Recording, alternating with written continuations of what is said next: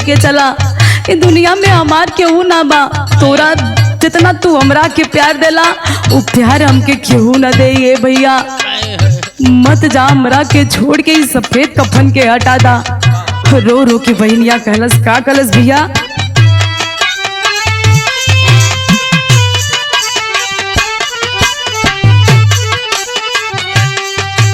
बोरी दिहला नैया अरे कहे मोरे भैया मायरिया के ना बोरे देला नैया मोरे भैया मायरिया के ना बोरे देला नैया मोरे भैया मायरिया के ना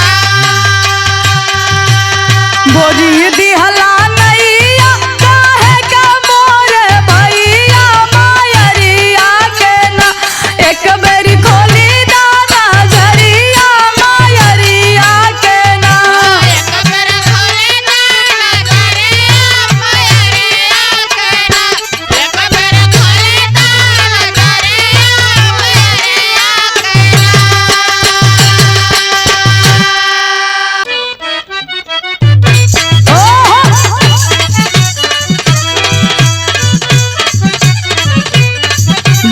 भैया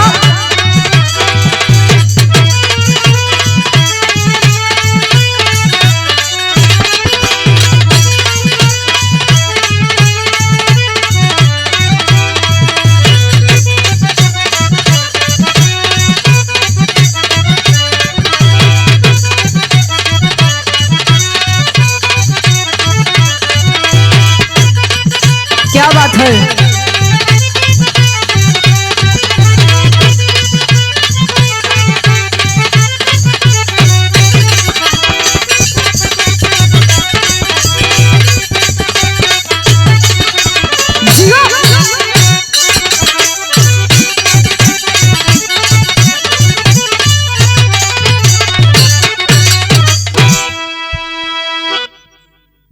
आई भैया हम विरहा लोकगीत गायिका ज्योति यादव प्रतापगढ़ी जितने भी विरहा प्रेमी भाई बंधु हैं सभी को हाथ जोड़ के प्रणाम करती हूँ। आशीर्वाद की प्रतीक्षा है। आज आप लोगों के सामने एक ऐसा विरहा लेके आई हूँ, एक ऐसा कांड लेके आई हूँ जो हमारे उत्तर प्रदेश में पूरी तरह आग की तरह आज भी फैल रहा है। एक परिवार से पिता की बुढ़ाई की लाठी चली गई, माँ का आंचल सूना हो गया, बहन की राखी चली गई। आप लोग जानते ही हैं हाल ही में बक्सा थाना जौनपुर जिला अगरौरा गांव में मंगेश यादव का एनकाउंटर हुआ है। ये जानबूझकर की गई है। यह वाकई में मंगेश यादव एक डाकू है, एक डकैत है, एक चोर है। आप लोगों की पूरी सच्चाई अपने विरहा में मैं बताने का पूरा प्रयास करूंगी। 4 लाइन भूमिका में कहना है गुरुजी।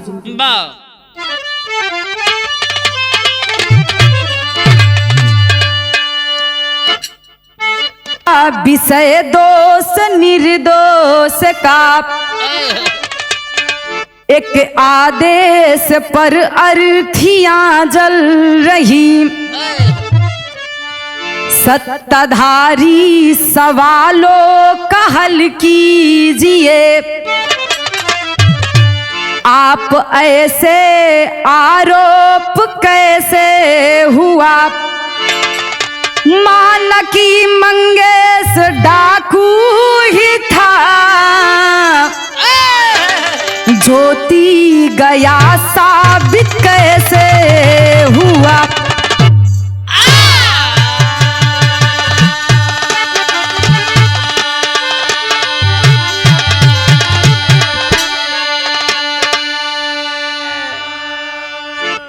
सत्ताधारी सवालों को हल कीजिए, आप पर ऐसे आरोप कैसे हुआ, माना कि मंगेश डाकू ही था, ज्योति गया साबित कैसे हुआ।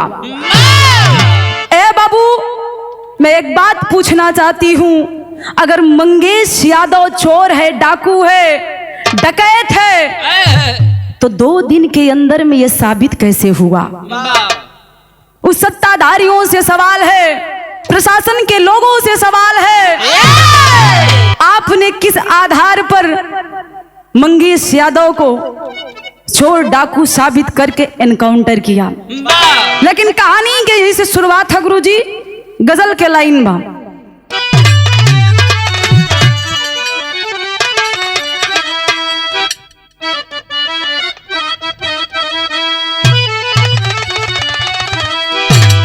बड़ी पुरानी गजल है, हमरे गया कवि जी के लेखनी भी धन्य है, महान है, जैसन बिरहा बा वैसन गजल है। का लिखत हुवन,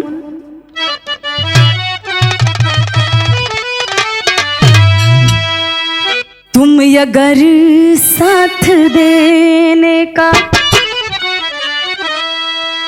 तुम अगर साथ देने का वादा करो, मैं यूं ही मस्त नग में सुनाती रहूं।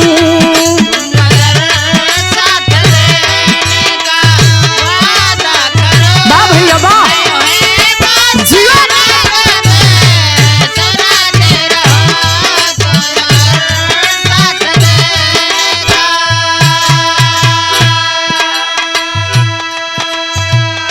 एक बात मैं बता देना चाहती हूँ,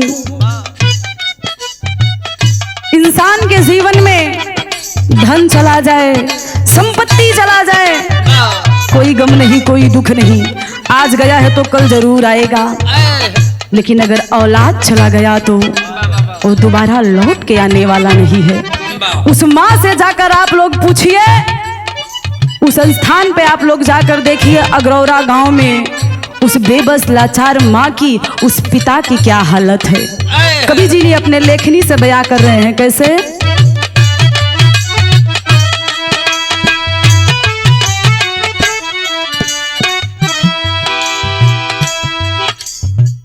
पूछिए खो गई जिसकी संतान है, दर्द उनको पता क्या औलाद का।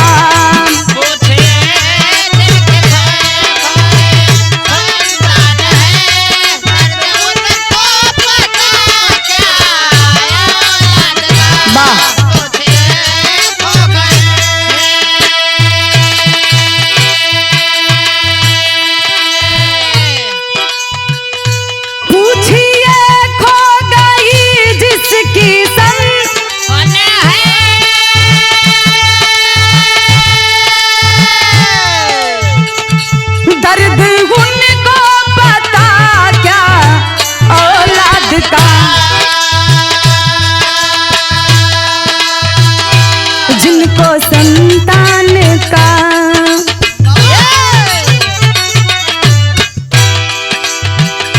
तो जिनको संतान का सुख लिखा ही नहीं, फर्क पड़ता है क्या उनको फरियाद का।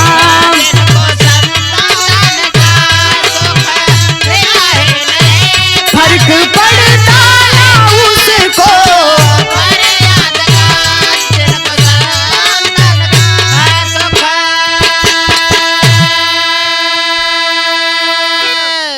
जिनको संतान का सुख लिखा ही नहीं, फर्क पड़ता है क्या फरियाद का। लेकिन पूरी सच्चाई आखिरकार इस कांड में हुआ क्या है, नजम के लाइन है गुरुजी, कहानी यही से शुरुआत है।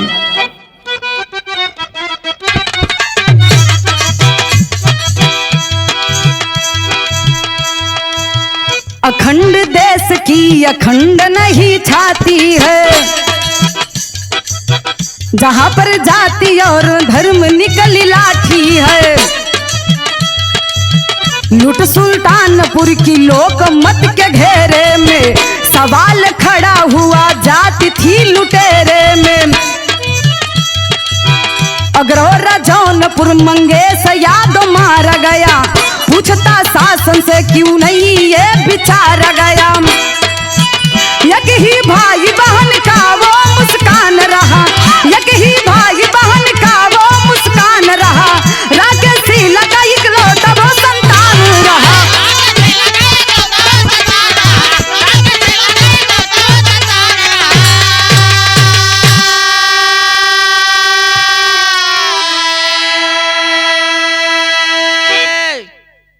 ए बाबू, कहानी को आप लोग जरा ध्यान से समझिएगा। कवि जी ने बड़ी सुंदर लाइन लिखी है, अखंड देश की अखंड नहीं छाती है, जहां पर जाति और धर्म की निकली लाठी है। ए भैया, आज ये कहानी है कहां से? जौनपुर जिला, थाना बक्सा, गांव का नाम बताया जाता है अगरौरा। अगरौरा गांव में रहे वाले राकेश यादव, उनकी पत्नी का नाम शीला देवी बताया जाता है। राकेश और शीला के भगवान दूगो औलाद दिलन, एगो लड़का और एक लड़की। बेटे का नाम बताया जाता है मंगेश यादव और बेटी का नाम बताया जाता है प्रिंसी यादव। परिवार बड़ा ही गरीब हा, लेकिन जोन कुछ भी घर में लोग खुशी खुशी खा के दिन बीतत बा, कोनो प्रकार के दिक्कत ना हो। लेकिन हे बाबू, बताया जाता है कभी कभी इंसान के जीवन में ऐसी घटना, ऐसा दिन आ जाता है जो हम सपने में भी नहीं सोच सकते। आज शीला और राकेश के परिवार में होता क्या है भैया, विरह में एक लाइन तरज हो।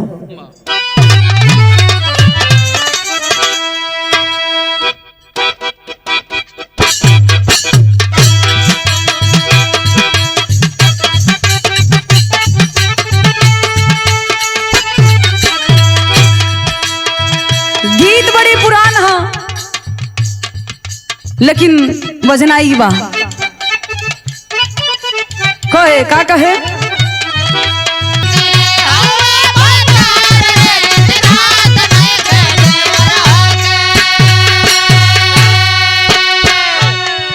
लेकिन भाव में गुरुजी लिखत हो, उनका लिखलन,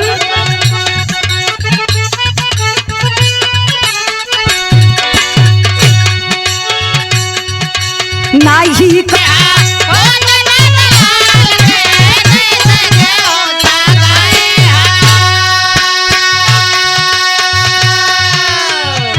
लेकिन है बाबूजी, बताया जाता है चोर चंडाल डकैत की कोई जाति नहीं होती है।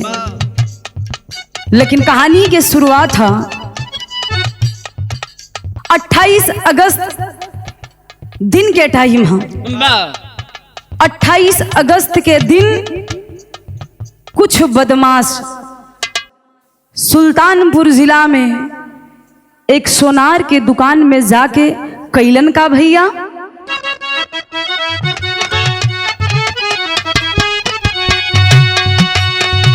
कहिले बदमाश दिन दिहाड़े घुस के लूट हो,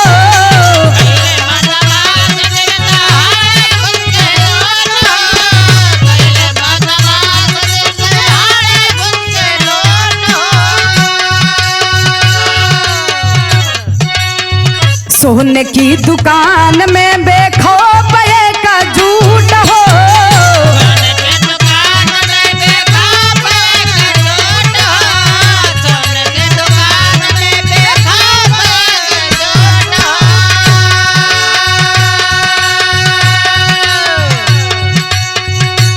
मोटरसाइकिल से भागे बगवा में भर के माल के,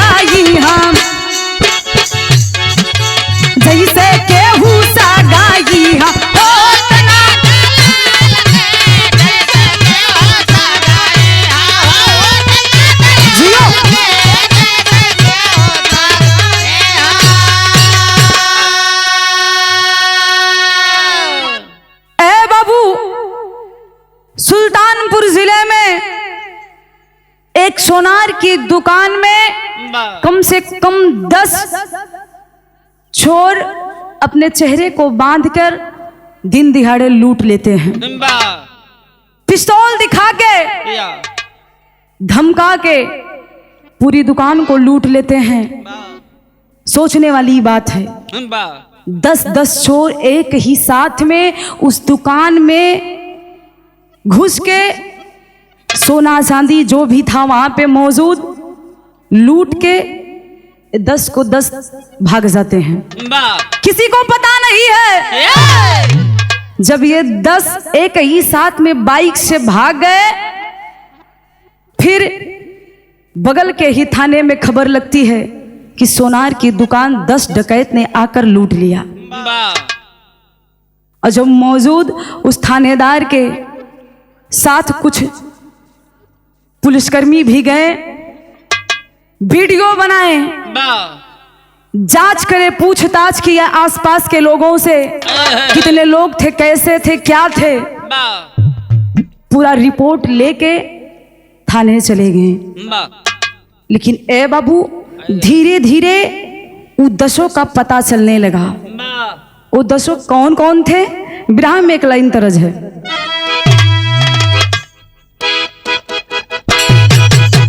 जियो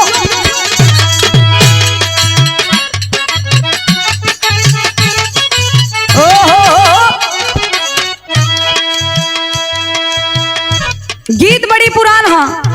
आज के जमाने में मैं बताना चाहती हूँ, भोजपुरी दुनिया जब से चली है पुराने चीजों को लेकर नया कर रही है। ये गीत बड़ी पुरान है, लेकिन आज भोजपुरी दुनिया वालों ने इसको नया करके मार्केट में दिया है।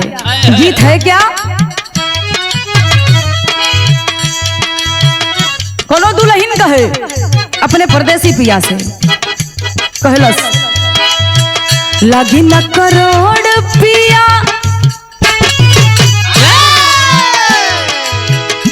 दुल्हनिया कलश के, ये राजा जी ज्यादा ना लगी। लगी न करोड़ पिया लागी न लाख हो,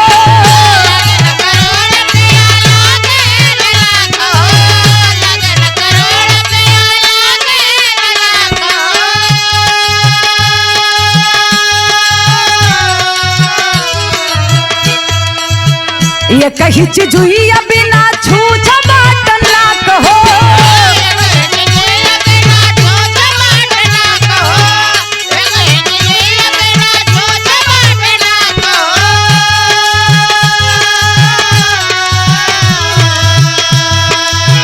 लगी न करोड़ पिया लागी न लाख हो, ये कही चिजुइया बिना छूछ बाटन लाख हो।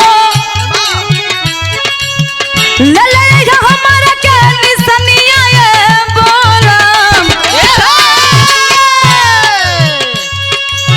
ले हमारा के निसनिया ये बोलम, मछरी के काट के, मछरी के काट के नथुनिया ये बालम, मछरी के काट के।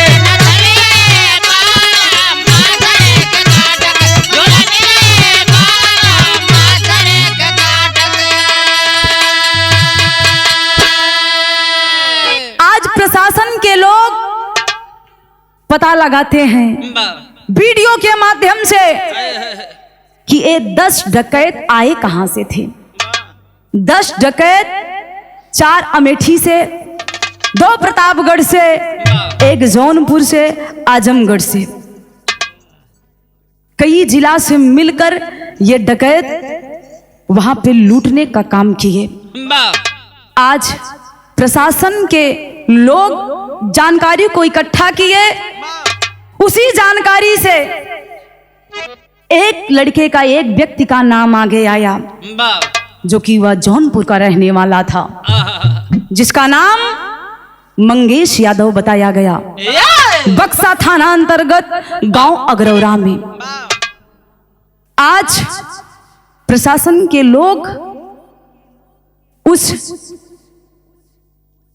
लड़के का नाम जानकर उसके घर पहुंच जाते हैं। यह भी सोचने वाली बात है, वो 10 में से एक ऐसे लड़के का नाम, ऐसे शख्स का नाम आया जो कि परिवार से इंटरव्यू के माध्यम से, पत्रकारों के माध्यम से यह बयान उठ रहा है कि उस 28 तारीख के दिन वो अपनी बहन के साथ स्कूल गया था फीस जमा करने के लिए। लेकिन भाई प्रशासन आज मंगेश यादव को लेकर, उसके नाम को लेकर चलते हैं कहाँ गुरुजी? उसके घर। लेकिन कहना पड़ा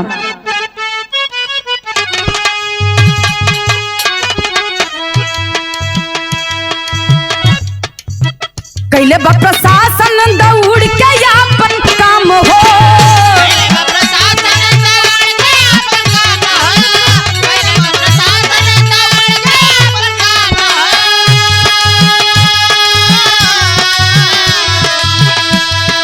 खोजलिया पुलिस बदमाशों का नाम हो,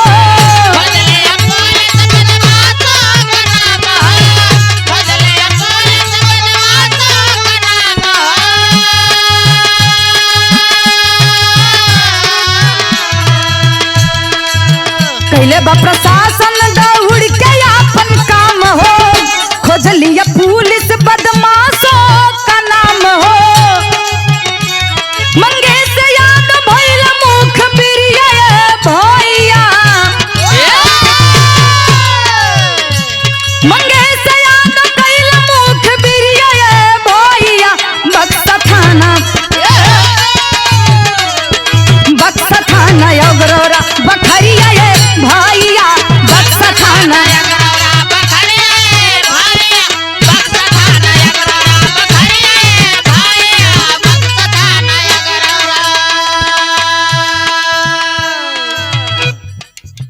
आज मंगेश यादव के घर पे प्रशासन पहुंचती है, पुलिस पहुंचती है। मेरा सवाल है, मीडिया, पत्रकार, कई चैनलों के माध्यम से आप लोग भी सुने होंगे और आप लोग जानते भी है, कानून भी है। अगर कोई मुजरिम है, अगर कोई डाकू है, कोई चोर है, उसको पकड़ने के लिए प्रशासन अपनी पूरी बल लगा देती है, अगर जानकारी है तो। और ये भी कहने वाली, समझने वाली बात है, अगर कोई इंसान चोर है, डाकू है, डकैत है, किसी का मर्डर किया है, तो घर पे नहीं रहेगा। जब उसको ये बात पता है कि ये प्रशासन के पास ये पूरी बात पहुंच चुकी है। लेकिन हमारे प्रशासन के लोग इनको ये अपने प्रमोशन के लिए ये सब किए, यह वाकई में इनकी जिम्मेदारी थी, यह सत्य घटना थी। ये लोग कैलन काम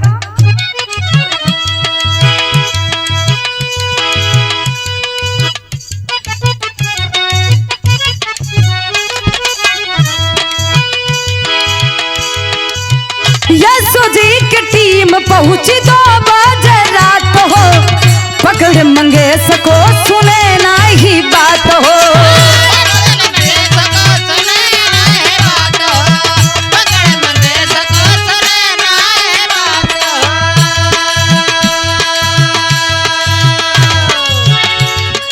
बेबस भइली बहनिया मतरिया भैया,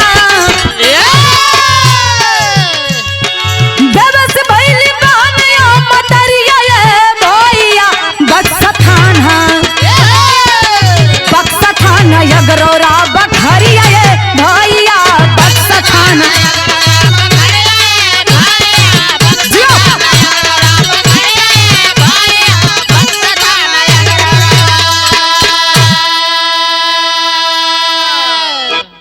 ए बाबू, आज यशो जी की टीम करीबन 2 बजे रात में पहुंची है मंगेश यादव के घर। सब लोग सो रहे हैं, किसी को पता नहीं है कि रात में कौन आएगा। पूरी टीम के साथ सादी वर्दी में बताया गया। सादी वर्दी में प्रशासन के लोग जब पहुंचे तो मंगेश यादव मात्र एक छड्ढे और बनियाइन में लेटा था। बिस्तर से उठा लिए। जब उठा के लेके जाने लगे तो वो बहन जिसका नाम प्रिंसी बताया गया, आज प्रिंसी बहन हाथ जोड़ के और माई शीला देवी हाथ जोड़ के प्रशासन के लोगों से कह रही है कि साहब, ऐ साहब, मेरा बेटा क्या किया है? आप लोग हैं कौन जो इतनी रात को मेरे बेटे को उठा के लेके जा रहे हैं? आप कौन हैं? क्योंकि माँ को नहीं पता है कि सादे वर्दी में ये पुलिस आई है। पूरा परिवार एक सन्नाटे की तरह शांत हो गया कि आखिर ये है कौन और इतनी रात को हमारे बेटे को लेके जा कहाँ रहे हैं। वो बहन जाके पैर पकड़ के रोने लगी कि मेरे भैया को मत ले जाइए, आप लोग कहाँ लेके जा रहे हैं, मत लेके जाइए। उसमें से एक अधिकारी बोला कि हम लोग प्रशासन के लोग हैं, हम पुलिस है, आपका बेटा चोर है, डकैत है, इसलिए इसे थाने ले जा रहे हैं। इतनी बात माई सुन ले बा, आंख से आंसू झरझर झरझर बहे लगल, हाथ जोड़ के रोने लगी कि साहब, मेरा बेटा कोई चोर नहीं है, कोई डकैत नहीं है, ये तो साधारण इंसान है, ये चोरी कैसे कर सकता है? आपको गलत फहमी हुई है। लेकिन हे बाबू, वो प्रशासन के लोग एक भी बात को नहीं सुने। मंगेश यादव को लेके जाने लगे। वो बहन प्रिंसी रो रो के एक बात कहे लगल, का कलश गुरुजी बिरहा में तरज हो।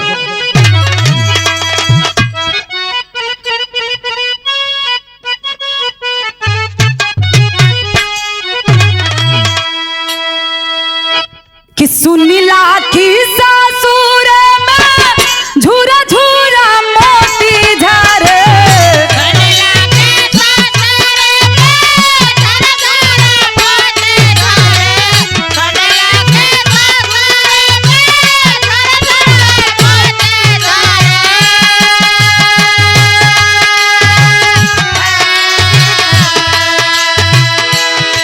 लेकिन गीत के छोड़ा भाव पर आप लोग गौर करिएगा। मंगेश यादव को जब प्रशासन के लोग लेके जाने लगे, आज वो बहन जिसका इकलौता भाई है, हर बहन को अपना भाई प्यारा होता है, आज जब ये बात उसके कानों में गई कि प्रशासन के लोग हैं मेरे भाई को लेके जा रहे हैं, तो बहन हाथ जोड़ के रोने लगी कि साहब, मेरे भैया को मत लेके जाइए, मेरा भाई निर्दोष है। रो रो के हाथ जोड़ के दुआई देने लगी। देती क्या है?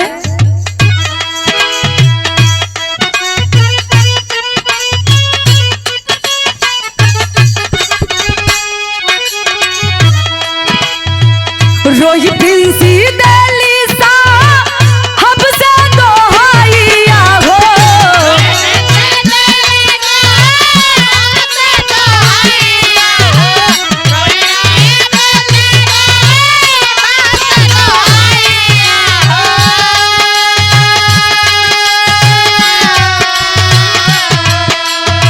रोही प्रिंसी दिल्ली सा हमसे दोहाइया हो, कहलई के जाला मोरा, कहलई के जाला मोरा, देखा बीराना मारे।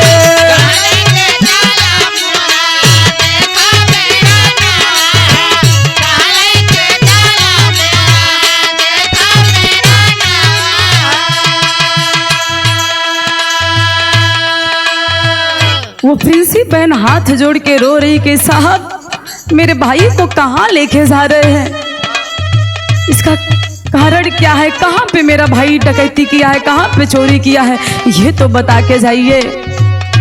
रो रो के एक सवाल और करती है, क्या?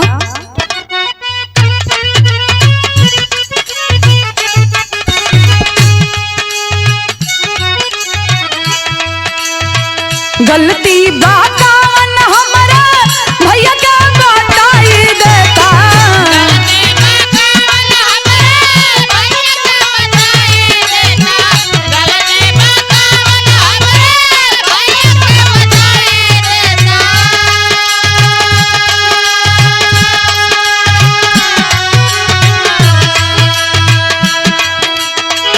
गलती बाका मन हमारा भैया के बताई देता। भैल बाटा कवन का रनवा सिपाहिया रे।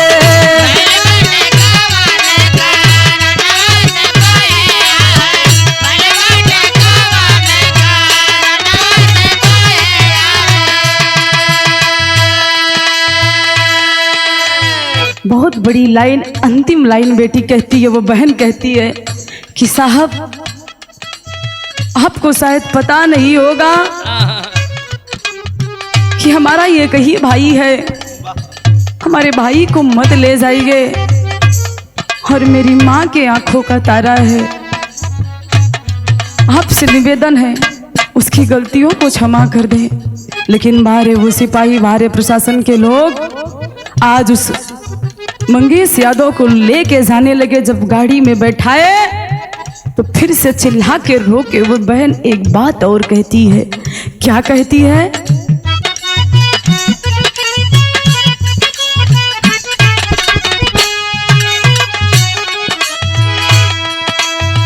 बहिनी के राखी कही, माई के आखी कही।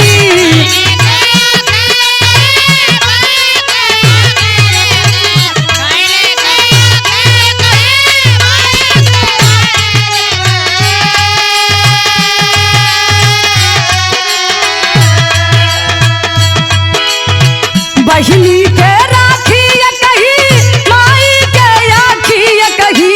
बटई है कुल के हो, बटई है कुल के दी या नवासी पहिया रे।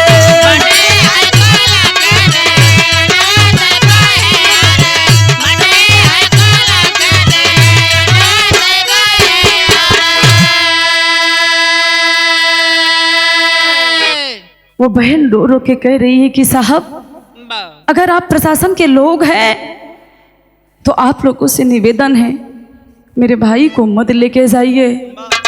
लेकिन हे बाबू, उस बहन की आवाज को भी प्रशासन नहीं सुनी। आज गाड़ी में बिठा के मंगेश यादव को लेके चली है। मंगेश यादव केवल एक छड्ढे और एक बनियाइन में है। नोट करिएगा बाबूजी, समय बीत गया, सुबह हो गया, लेकिन मंगेश यादव लौट कर नहीं आया। पता भी नहीं चला कि है वो कहाँ।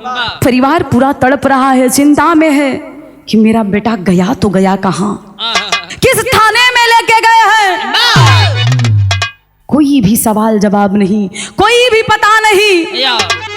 बीत गया समय, एक दिन बीता, लेकिन दूसरे दिन एक खबर आई है। वो खबर रहल का गुरुजी, बिरहा में ठे तरज हो।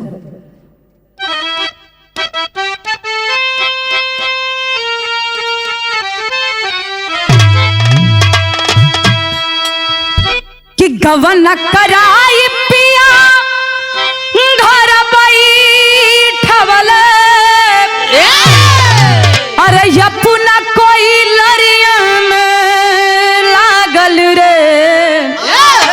निरमोही दगा दई के, अरे निरमोही दगा दई के, और भोगल रे निरमोही दगा दई के। गीत के छोड़ी भाव पे आप लोग गौर करिएगा। आज 2 दिन बीत गया, दूसरे दिन एक खबर आई है, जिस खबर को सुन के वो गांव नहीं, वो घर नहीं, वो परिवार ही नहीं, पूरा उत्तर प्रदेश हिल गया। वो खबर थी क्या गुरुजी?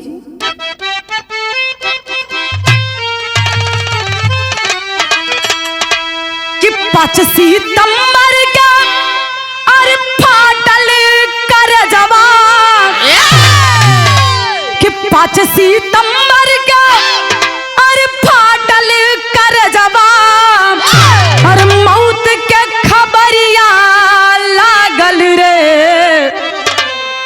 भैली सुन के मतरिया, अरे भैली सुन के मतरिया, अरे पागल रे भैली।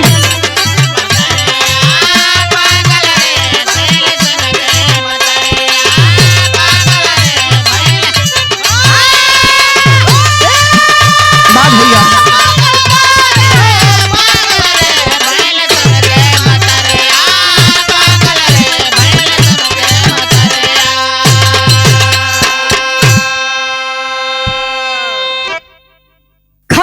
आती है 5 सितंबर को। खबर आती है क्या, बड़ा ही चौंका देने वाला, जो संभव ही नहीं है, जिसको हम सोच भी नहीं सकते, वो परिवार भी नहीं सोच सकता कि ऐसा भी हो सकता है। वो खबर थी क्या,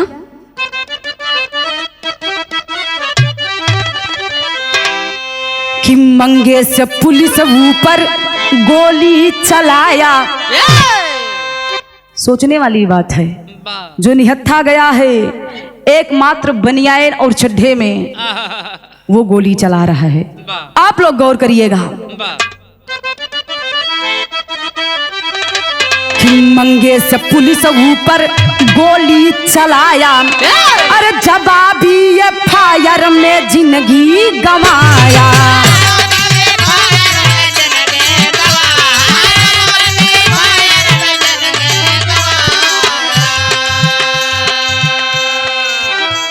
कि दौड़ा के इनकाउंटर किए पुलिस वाले, अरे दौड़ा के इनकाउंटर किए पुलिस वाले, तब पेपर में खबरिया छापल रे, तब भैली सुन के मयरिया, अरे भैली सुन के मयरिया, अरे पागल रे भैल सुन के मयरिया। ए बाबू, खबर आती है कि जिस मंगेश यादव को निहत्थे मात्र एक बनियान और चड्ढे में 2 बजे रात को उठाया गया, मंगेश यादव प्रशासन के ऊपर गोली चला देता है। सोचने वाली बात है, और ये प्रशासन के लोग बता रहे हैं, जवाबी फायर में मंगेश यादव को गोली मार दिया जाता है। मंगेश यादव को गोली मारने से पहले जो जीवन में, जिंदगी में कभी भी वो कपड़ा नहीं पहन पाया, क्योंकि मंगेश यादव बताया जाता है एक गरीब परिवार से है।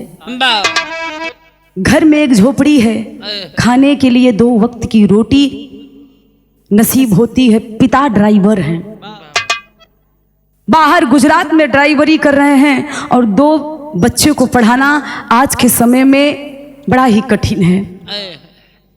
इतना महंगा कपड़ा प्रशासन के लोग उसे पहनाकर और गोली मार देते हैं। ये प्रशासन के लोगों का कहना है कि उसके साथ में एक पिस्तौल भी था, लेकिन आप लोग गौर करिएगा, आप लोग समझिएगा कि आखिरकार ये सच्चाई क्या है।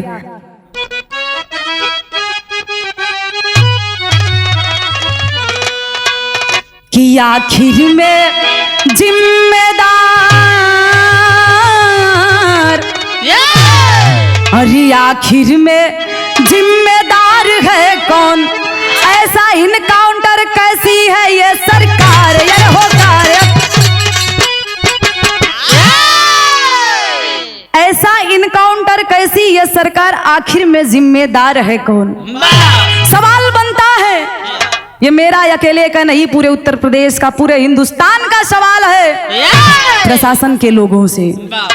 घर से उठाकर पुलिस ले गई, घर से उठाकर पुलिस ले गई गंजी चट्ठा पर मंगेश। अब पिट्ठू बैग कहां से पाया, वीडियो में जो दिखा विशेष। मान लिया वो था डकैत, मान लिया वो डकैत था, मुजरिम था, हत्यारा था, अब मार दिया तुमने, क्या अधिकार तुम्हारा था। औरों के पांव में गोली, औरों के पांव में गोली, यादव के खोपड़ी छाती में, याद रहे मरना जीना है सबको भारत की माटी में। ए बाबू, सवाल बनता है प्रशासन के लोगों से। मंगेश यादव के साथ में 4 और डकैत को पकड़ा गया, जिनमें मेन बिपिन सिंह बताया जाता है, जिनका नाम है। बिपिन सिंह के साथ में जो 4 और थे, उनके पैरों में गोली मारकर उन्हें छोड़ दिया जाता है। मंगेश यादव के छाती में और खोपड़ी में गोली मारा गया। इसका 2 कारण बन सकता है, ये मैं नहीं कह रही हूं, ये पूरे उत्तर प्रदेश के लोग कह रहे हैं। उसको गोली क्या इसलिए मारा गया कि वो यादव था या एक गरीब परिवार से आता है जिसके पीछे ना कोई नेता, ना कोई राजनेता, ना कोई मंत्री, ना उसके पास धन है? क्या इसलिए मंगेश यादव के ऊपर गोली चली? ये सोचने वाली बात है। लेकिन बिरहा में एक लाइन तरज हो,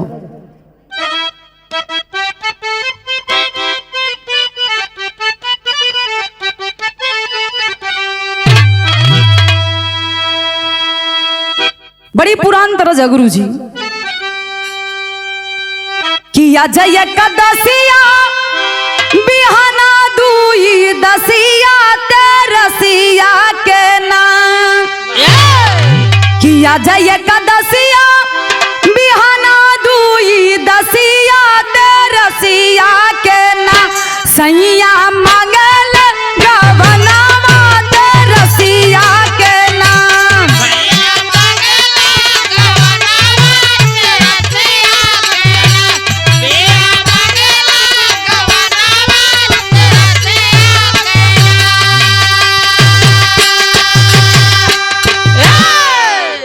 बाबू, लेकिन 2 दिन के बाद जब वो लाश घर पे आई मंगेश यादव का, पोस्टमार्टम के बाद एक सफेद कपड़े में लिपटा शरीर जब घर पे आई, वो माँ वो बहन सदमे में है कि 2 दिन पहले मेरा भाई गया, उसको कुछ नहीं हुआ, आज एक सफेद कफन में आया है, दुआरी पे रखल है। और माई वो बहन जाके उस लाश के सामने, मंगेश यादव के लाश के सामने रो रो के बयां कर रही हैं। क्या?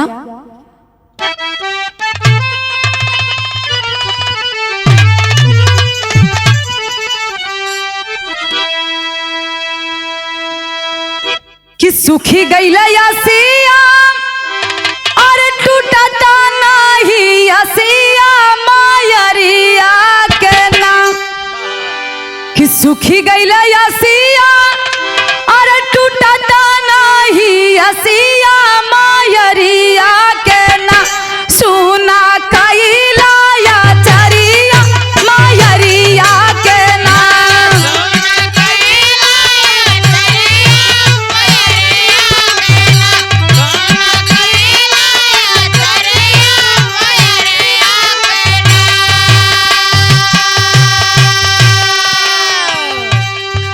माँ जाके उस लाश को पकड़ के रो रही है कि बेटा, अरे बेटा, जिस माँ को दूर से आने पे गले लगा लेता था, आज कैसे आया है, किस रूप में आया है, अपनी माँ को गले नहीं लगाएगा?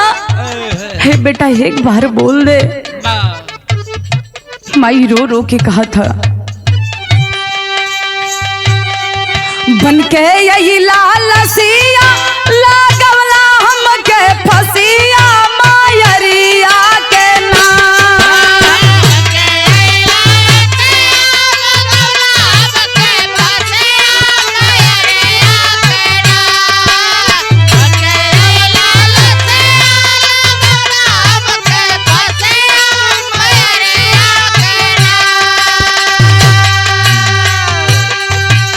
बन के यही लालसिया लगवला हमके फसिया मयरिया के नाम, फूटी गई रे पुतरिया मयरिया के नाम।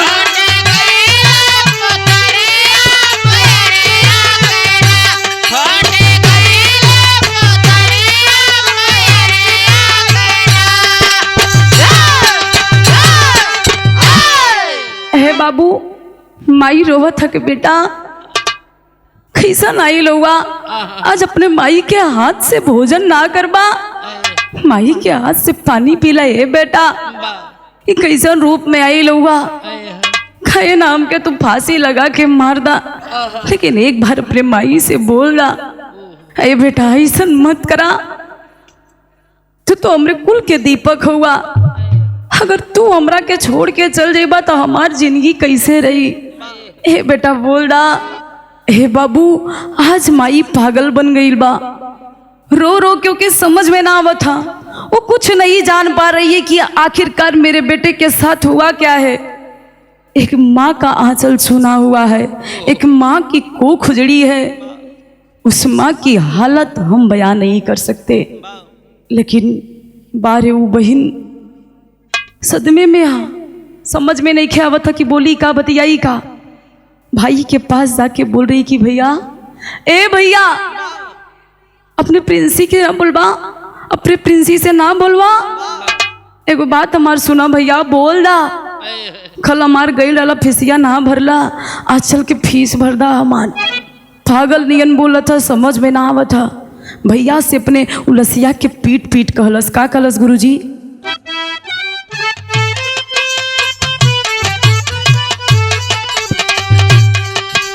बहिनी रोवे फीसिया ना भरले बीरनावा।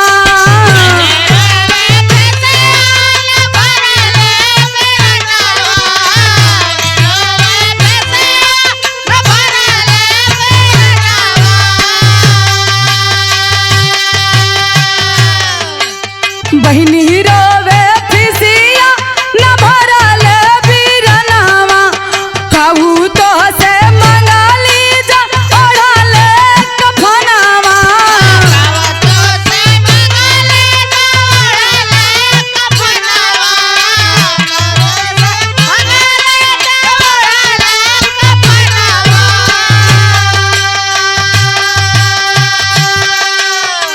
भैया, ए भैया, कौन कमी हम तोरा साथे कैली? का तोरा से इतना बढ़ियार मांग लेली?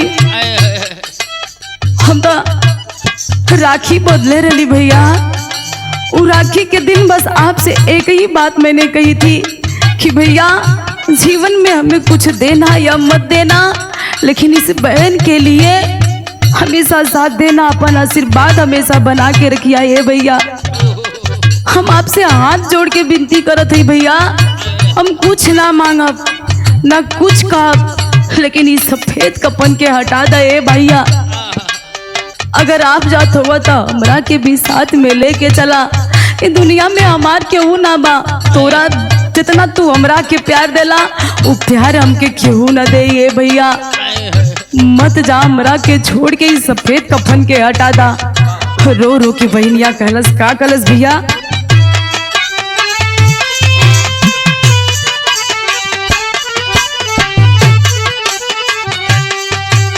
बोरी दिहला नैया, अरे कहे मोरे भैया, मायरिया के नाम।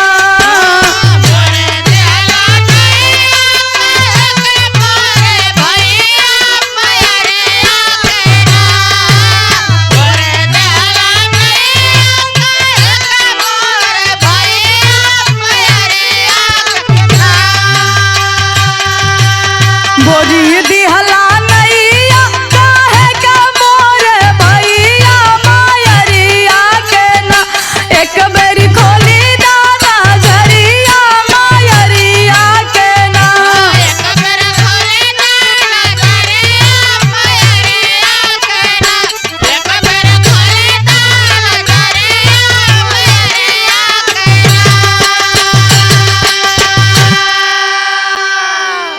बहन रो रही है कि भैया एक बार माँ के गले लग जाओ। पापा भी नहीं है, माँ पागल हो जाएगी। देखो माँ कैसे रो रही है, ऐसा मत करो भैया। तुम तो कभी माँ को रुलाए नहीं थे ना, ये कोई ऐसी गलती किए थे जिससे पूरा परिवार तुम्हारे लिए दुखी हो। इतना बड़ा दुख का पहाड़ क्यों दे रहे हो?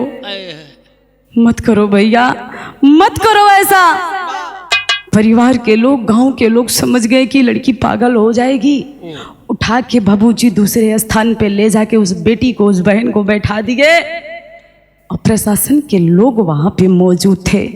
बारही प्रशासन के लोग अपनी बाबाई के लिए आज किस हद तक पहुंच जाते हैं, सोचने में भी शर्म आ रही है। ये लोग कैलन का अंतिम और आखिरी लाइन विरह के गीत है गुरुजी।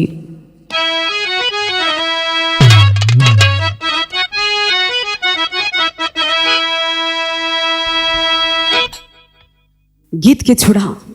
आज प्रशासन के लोग, जब परिवार वाले पूरा मिल लिए, प्रशासन के लोग उस मंगेश यादव के पार्थिव शरीर को उठाकर ले जाने लगे अंतिम संस्कार की तरफ। गांव वाले जुट गए, किसी की हिम्मत नहीं है कि सरकार से, इस पुलिस से रोककर मंगेश यादव के शरीर को रोका जाए। क्यों?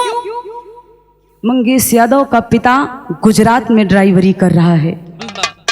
गांव के कुछ जिम्मेदार लोग जुटे और जाके पुलिस से निवेदन करने लगे कि साहब, आप भी किसी के पिता होंगे, आप भी किसी के भाई होंगे। भले ही आपके शरीर पे एक खाकी वर्दी है, इस वर्दी को हटा के देखिए, आपके सीने में भी दिल होगा। मत करिए, कम से कम एक रात के लिए मंगेश यादव का शरीर छोड़ दीजिए। माता पिता पूरे परिवार के लिए इकलौता लड़का है।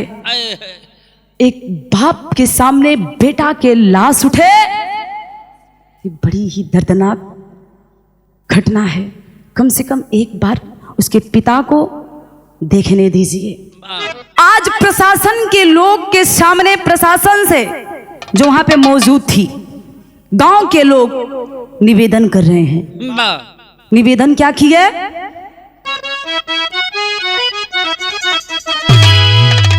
कि बड़ा अनुरोध कैले लोग बाप, कि बड़ा अनुरोध कैले लोग बाप, अरे हिम्मत कहाँ करे के विरोध हो, बड़ा अनुरोध कैले लोग बाप।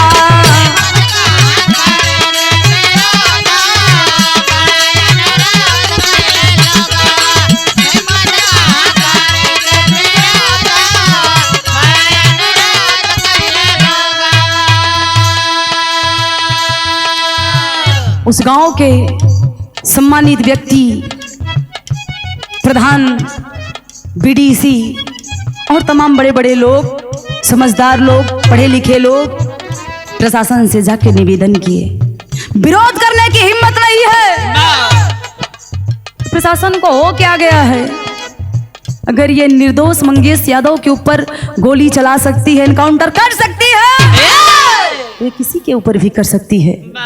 इनका कोई भरोसा नहीं है। सब सहमे हैं, सदमे में हैं, दहशत में हैं कि इनके सामने कोई आवाज उठाए तो क्या भरोसा इनका दिमाग फिर जाए, इनकाउंटर कर दें। निवेदन कर रहे हैं हाथ जोड़ के कि साहब, एक बार प्लीज आप बात को समझ लीजिए और मंगेश यादव की लाश को एक रात के लिए रोक दीजिए। लेकिन कोई असर नहीं, कोई बात समझ में नहीं आ रही है प्रशासन के लोगों को। आखिरकार ये लोग किए क्या?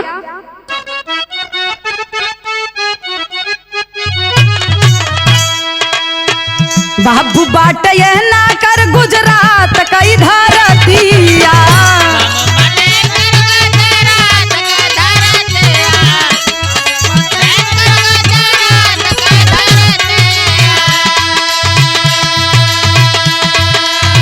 बिना उनके देखे ना जरावा साहेब लसिया।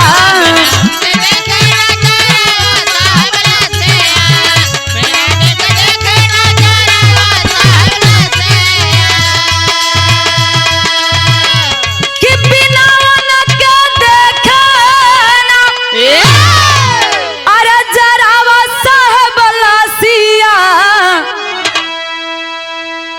बड़ा अनुरोध कैले लोगवा, अरे बड़ा अनुरोध कैले लोगवा, अरे बूझा साहेब बहुत विनोद हो, बड़ा अनुरोध कैले लोगवा।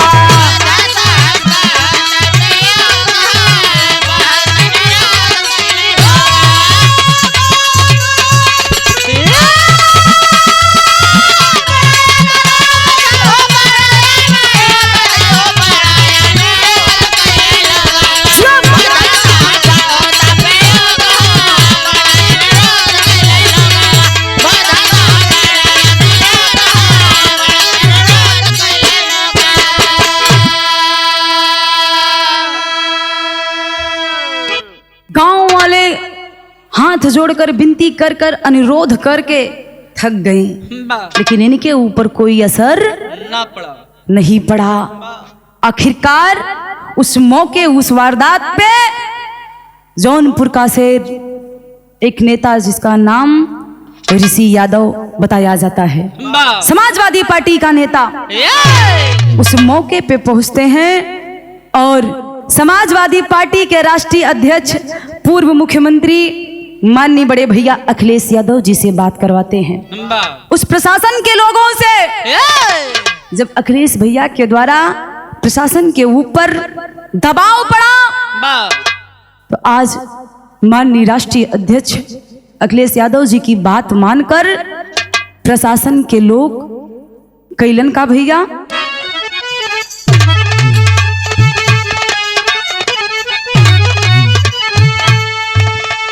अरे फोन पे कैले अखिलेश भैया बतिया छतिया फाटेला ये तो सुनी के मंगेश यादव के मऊतिया छतिया फाटेला।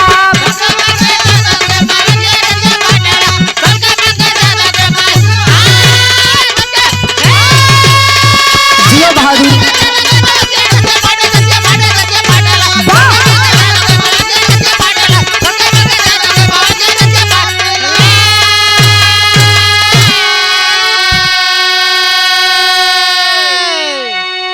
ए बाबू, आज रात बीत गया, सुबह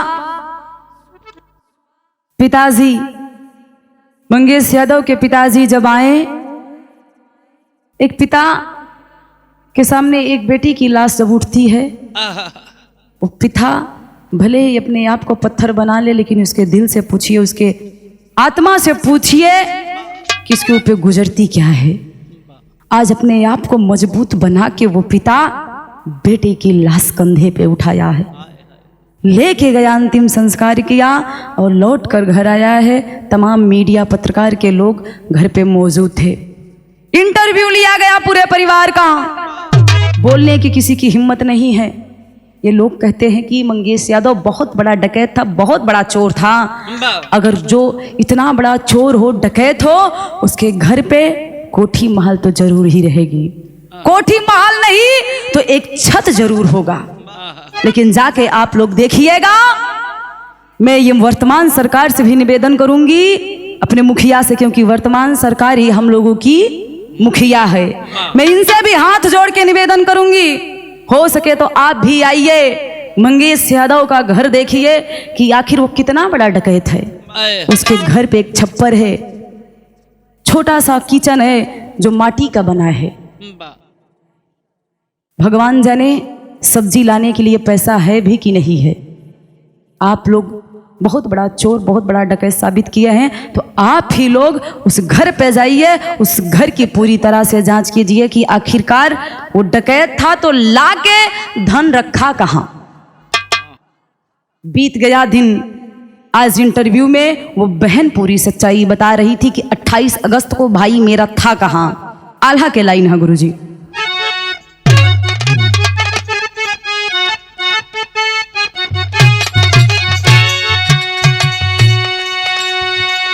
कि 28 अगस्त के भैया फीस भर गईले रहले,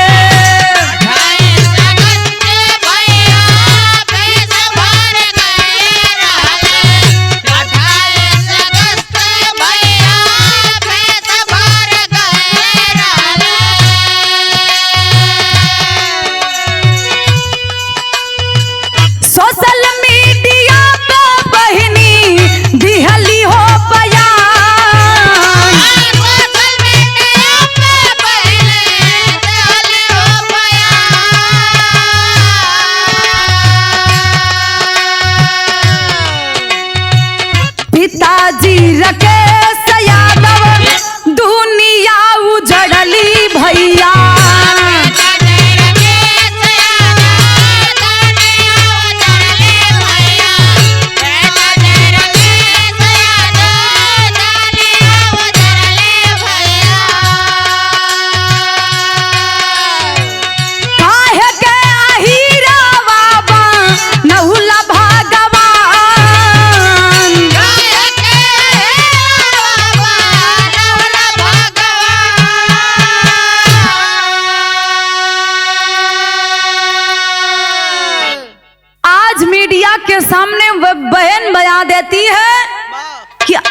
28 तारीख को दिन में मेरा भाई मंगेश यादव मेरे साथ मेरे स्कूल में फीस जमा करने के लिए गया था। तो वो डकैती कैसे कर सकता है? दिन में ही सुल्तानपुर में डकैती हुआ सोनार की दुकान में, और उसी दिन मेरा भाई मेरे साथ फीस जमा करने गया था। तो एक इंसान दो जगह पे कैसे हो सकता है? लेकिन बाबूजी मीडिया के सामने वो पिता राकेश यादव एक ही बात कह रहे हैं कि मुझे पता है मेरा बेटा क्यों मारा गया। रीजन है क्या? कि मेरा बेटा यादव था, अहिर था, इसलिए मेरे बेटे को मारा गया। ए भगवान, अगर आपको ऐसा ही करना था तो मुझे यादव क्यों बनाया? अगर इस संविधान में, इस सरकार में जाति होना अगर बुरी बात है तो आपने जाति बनाकर खासकर यादव जाति क्यों बनाया? क्योंकि उस पिता के ऊपर भीज रही है। उस पिता के मुख से जो समझ में आ रहा है, जो निकल रहा है, वो आज मीडिया के सामने बयां कर रहा है। कुछ लोगों का मानना है कि जो उसमें अपराधी थे, जो डकैत थे, कोई ठाकुर था, कोई ब्राह्मण था, अदर जाति के लोग थे। यादव जात का मंगेश यादव था, इसलिए मंगेश यादव को टारगेट करके उसे गोली मारा गया, उसका इनकाउंटर किया गया। लेकिन क्या सत्य है? इस सरकार से निवेदन है कि आपके ऊपर अभी तक कोई भी सवाल जवाब नहीं उठ सकता कि आप इस इनकाउंटर को आप सही से इसका जांच करवाइए कि प्रशासन के लोग, पुलिस के लोग अपना प्रमोशन करने के लिए इनकाउंटर किए हैं कि या सच्चाई क्या है। खड़ी के लाइन में गुरुजी लिखना पड़ा, अरे जाति पाति ना करा दूषित होई धरती, अरे जाति पाति ना करा त दूषित होई धरती, त काहे माटी में मिला वाला भारत की कीर्ति।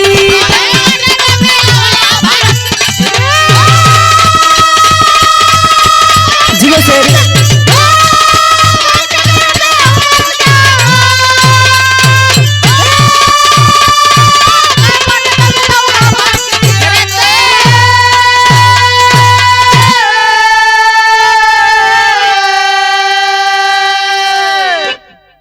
बाबू, सरकार से निवेदन है, विनती है, न्याय होना चाहिए, पूरी तरह से जांच होनी चाहिए और न्याय मिलना चाहिए उस गरीब परिवार को।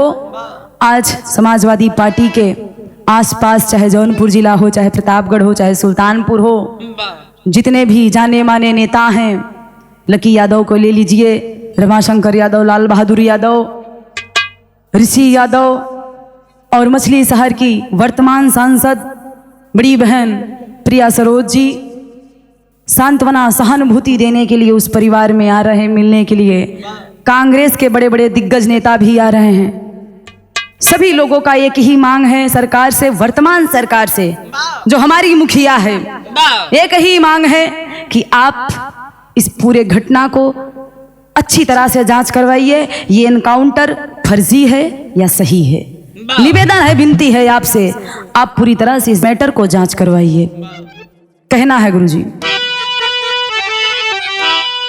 अरे राजा के लिए होती प्रजा बराबर, अरे नहीं होना चाहिए किसी का अनादर, तो एक जान लेके दूसरे के ना छोपा दी, अरे एक जान लेके दूसरे के ना छोपा दी, तो काहे माटी में मिला वाला भारत की कीर्ति।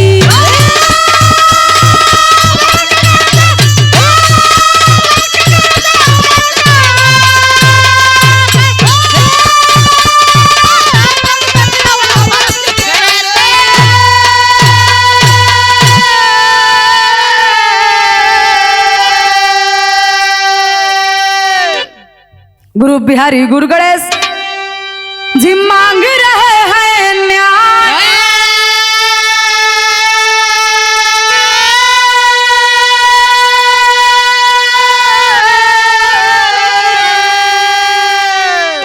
आज पूरा उत्तर प्रदेश मंगेश यादव के साथ है, क्योंकि उसके परिवार वाले की जो दुर्दशा है, गरीबी है, उस गरीबी को ध्यान में रखकर आज पूरा उत्तर प्रदेश साथ में खड़ा है। बस एक ही निवेदन है सरकार से, क्योंकि सरकार जिस प्रकार एक राजा के लिए प्रजा अपनी संतान होती है, उसीलिए सरकार के लिए ये पूरा देश, पूरा प्रदेश एक संतान के बराबर है। इसलिए सरकार से निवेदन है, विनती है कि निष्पक्ष न्याय होना चाहिए और उसके परिवार को, उस मंगेश यादव को आत्मा की शांति मिले, स्वर्ग में ऊंचा स्थान मिले। ऐसे व्यक्ति को मैं सच्ची श्रद्धांजलि अर्पित करती हूं अपने विरह के माध्यम से। अंतिम और आखिरी लाइन में कहना है, गुरु बिहारी गुरु गणेश जी मांग रहे हैं न्याय, स्वर्ग चंद्रिका प्यारे लाल पर करो न ये अन्याय। और ही आखिर में जिम्मे